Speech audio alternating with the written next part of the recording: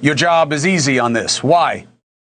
I mean, it's not my job. It's just trying to face reality here. Because you look at these numbers since Trump's taken office, inflation has been going up. Unemployment's been going up. I mean, like the housing stuff, come on. You ask anybody trying to buy a house right now, you ask young people trying to buy a house right now, you're going to go with that argument? Chris Cuomo of NewsNation recently had on Saikat, Chakrabarti, and MAGA stooge Harrison Fields on to talk about affordability in Trump's America. Why don't we watch this together? I'm going to have my opinions to add as we go, and then I want to know what you think about all of it in the comments.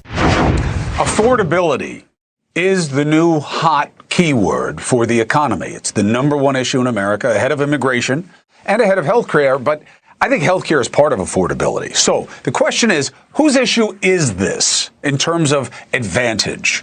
Let's discuss with former Trump White House spokesperson Harrison Fields and the man running for Nancy Pelosi's seat in Congress and AOC's former chief of staff, Saikat Chakrabarti. Saikat, good luck to you. It's good to have you. I try to have your boss come on all the time, but, you know, people play favorites these days, and this is not the home team on NewsNation, to be sure. All right, so let's talk about this. The president's perspective, Harrison, is, wait a minute, the Democrats created the cost of living problem. That's what I ran on. I'm Mr. Gas and Groceries. I'm going to go out into the country and remind everybody how much better I've done than they.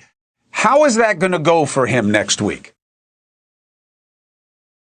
Well, good evening, Chris, and thank you for having me on. It's going to go well. He has a good story to tell. Remember, he just passed historic tax relief for the American people in one big, beautiful bill, which they will feel when the clock strikes midnight in 2026. You also look at the jobs numbers, continuing to beat expectations. And if you look at who's actually getting these jobs, it's native-born Americans. It is not foreign-born foreign-born workers who were really gobbling up the jobs in the last administration. And if you look at home ownership, Secretary Scott Turner mentioned we have 1 million new homeowners, and about 500,000 of them are first-time homeowners in this country. Look at mortgage rates. Mortgage rates are collapsing, which is good for new families like mine trying to purchase a home. Look at gas, groceries, and rent. All of them are making strides. Remember, it's only been 11 months. The president has been doing everything possible to make sure this economy is turning around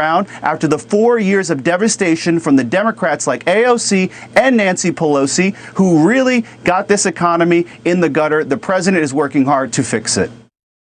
Okay, Saikat, just to be clear, 5 years ago, the mortgage rates were on the average of somewhere in the area of 3%. Now you're lucky if you can get one just a little under 7%. So they're not collapsing. They've come down a little bit, but your argument is taken in context. Saikat, you are smiling all along as if your job is easy on this. Why? I mean, it's not my job. It's just trying to face reality here. Because you look at these numbers since Trump's taken office, inflation has been going up. Unemployment's been going up. I mean, like the housing stuff, come on. You ask anybody trying to buy a house right now, you ask young people trying to buy a house right now, you're going to go with that argument? I mean, look, I want you guys to go with this argument that this is all Joe Biden's fault. Because the American people, they know that Republicans control the House, they control the Senate, they control the presidency. So keep going with trying to blame the past. People actually want stuff to be fixed. That's why Donald Trump got elected. People elected him because they expected him to fix the economy. They expected him to build back a high-wage manufacturing industry. And guess what? Manufacturing jobs have plummeted since Donald Trump's been in office. So you guys are failing. And guess what's going to happen on January 1st? Healthcare premiums are going to skyrocket. You know, Medicaid benefits are going to get cut. And that's not something that's happening to the economy. That is something that Republicans have done to the American people. So keep going with your excuses. I think it's weak. I think the American people are going to see through it. I couldn't agree with Saikat Chakrabarti more on this. And Harrison Fields is just the typical, MAGA robot. It's like they crank him out of an assembly line and they spit out the same nonsense points. These lies get thinner and thinner and more absurd. Walk around. Go grocery shopping, right? They keep asserting that the economy is great, and they're looking at very different metrics than the vast majority of America looks at, right? I mean, if you're a billionaire and you're the owner of Paramount or, if you're Jeff Bezos, things are going great. Your wealth has doubled and tripled and quadrupled under Trump because it's a pay-to-play thing. And I mean, we all understand this, right? We're out there trying to buy milk and eggs and bacon and put gas in the car, and it's not complicated. These guys are so fundamentally it's literally let them eat cake. Harrison, do you think that's why the president is bombing the drug boats and doing other things to distract from this issue instead of just banging on who's better on the economy? Not at all. He's the president of the United States. He has to focus on domestic issues, but he also has to focus on international issues as well. Listen, if you look at the border, it's secure. If you look at the economy, the president is trying to turn it around from the last 4 years of devastation under the Democratic Party. If you look at leadership on the world stage, it's back. If you look at the president's ability to secure peace, not just in the Middle East, but around the world, look at Congo and Rwanda, historic peace agreement signed yesterday.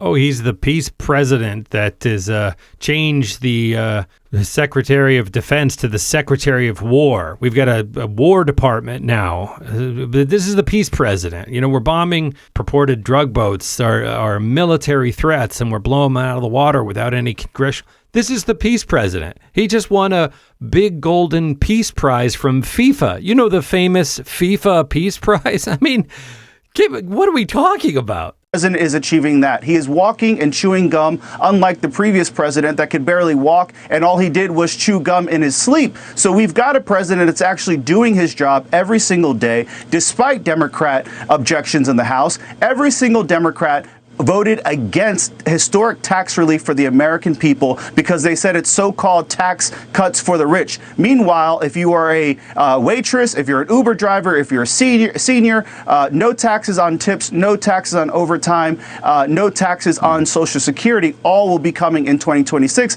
Not to mention Trump accounts, in which if you have a newborn baby in 2026, you now have the ability to have seed money so that when your child is 18, they'll be sitting at around $40,000 in a bank account in which they can go and hopefully buy a new home or pay for college. So this is what the Republican Party is doing, and I would implore your guest to talk about what he's running on, because the Democratic policies have failed us. Look at the so-called Inflation Reduction Act. Did nothing to reduce inflation. All the Zoran Mandanis of the world want to do is tax and spend their way out of the problems and really tell the American people they're going to give them everything in the kitchen sink, and they failed to deliver. This president is delivering. Remember what he did the first 4 years. He will continue to do that in these 4 years. Give him some time. The president is on a mission to help the American people.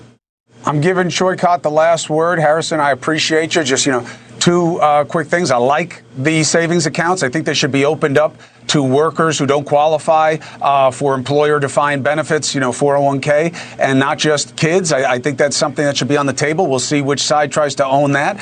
And the tax cuts, once you get above the top, they're not permanent, they're temporary, and they're nowhere near as beneficial as what the top gets, which is why the tax cuts aren't as easy a win, I think, as the right thought they would be. But I take your arguments, and you're always welcome here to make them. Arguments. I mean, this is Chris Cuomo, this whole both sides thing. There's no argument. This is propaganda, these talking points, right? Saikat, to answer Harrison's question, what are you for in terms of what you think the Democrats can offer that's better than the Trump administration? Look, something I do agree with you on, Harrison, is that this affordability problem, it's something that's getting supercharged by Trump, but it predates Trump. It's been predating Trump for decades. I actually think it's the driving reason we had someone like Barack Obama get elected, because he was running on bold sweeping change. And I think it's why Donald Trump got elected in 2016 and 2024.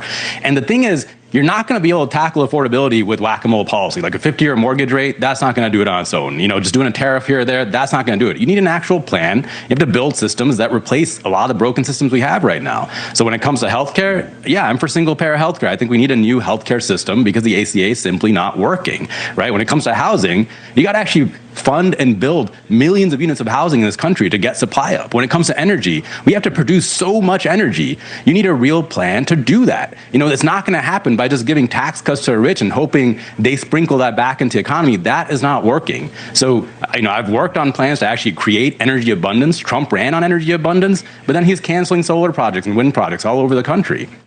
I think that's just not serious. You actually have to do this stuff in a coherent way, and it's not going to cut it to just do a thing here, a thing there, because this is a deep, deep problem. It's at the root of our problems in our economy, and until we fix it, the pendulum's going to keep swinging back and forth.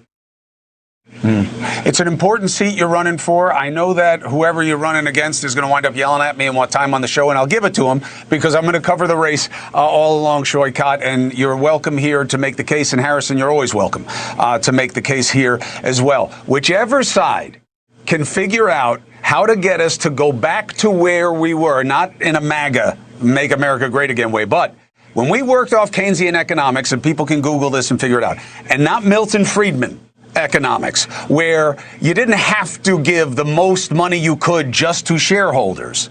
This country did way better for more people than it is right now. Who can get us back to that and how? We'll see. Saikat, good luck to you. Harrison, good luck to you. I'll see you both again soon. 4 minutes and... Yeah, I think it is worth doing, if you're curious about this, doing a little dive into the economics models since World War II, because it is fascinating stuff. I certainly don't understand it or know it well enough to pontificate about it here. But when you look at these two guys, right? Harrison Fields is spitting out. I mean, he's just got a dead face, dead eyes. He's robotically repeating the talking points.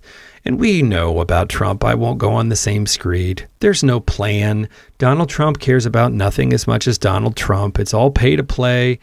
Donald Trump wants to build condos and golf. He doesn't care about, he loves the accolades. He loves the golden prizes. He loves the cheering, and he wants a missile parade, and he wants to seem tough. And he's a child. He's a child. It's not governance.